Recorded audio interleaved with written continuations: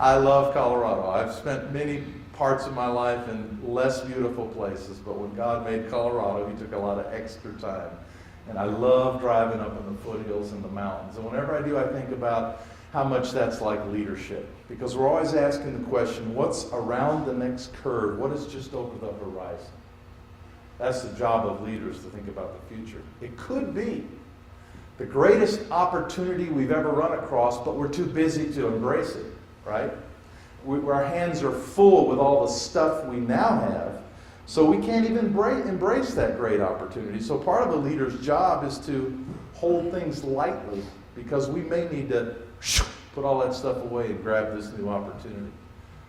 That's what Stephen Jobs did with the iPod. Single-handedly changed the face of the music industry in the world because he embraced a new idea. The other thing that could be just right over that horizon, what else do you think could be there? A cow. Right in the middle of the road. An obstacle.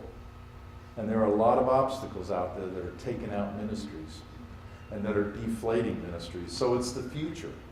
I can't believe I got this quote from Queen Elizabeth. You don't think of her as a change agent, do you? At her 50th anniversary party as queen, she said this: the only constant is change. The way we embrace change will define our future. And she's right. Isn't that amazing? She's right. When I took over World Venture in 1993, the board asked me this question. They said, Hans, you all know what this is, right?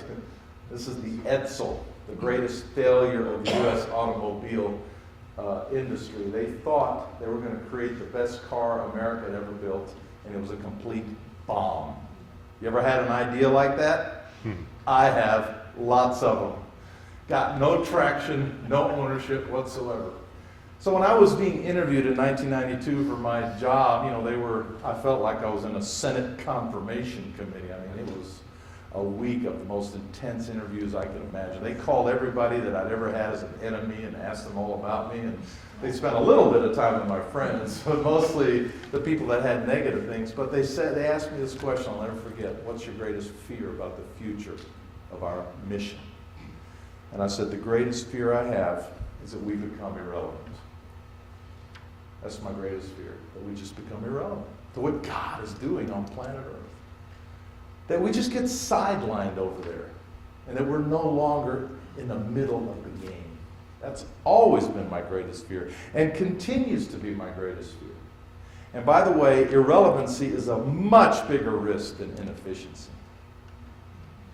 Because that IBM Selectric typewriter is very efficient. My wife, I was showing her this PowerPoint. She was spell checking it on the airplane yesterday, and she saw that picture. She said, Hans, I remember that key right there, that correction key. That was revolutionary. You would push it, and the little ball would go back, and it would take off the letter that you just typed. It was so efficient.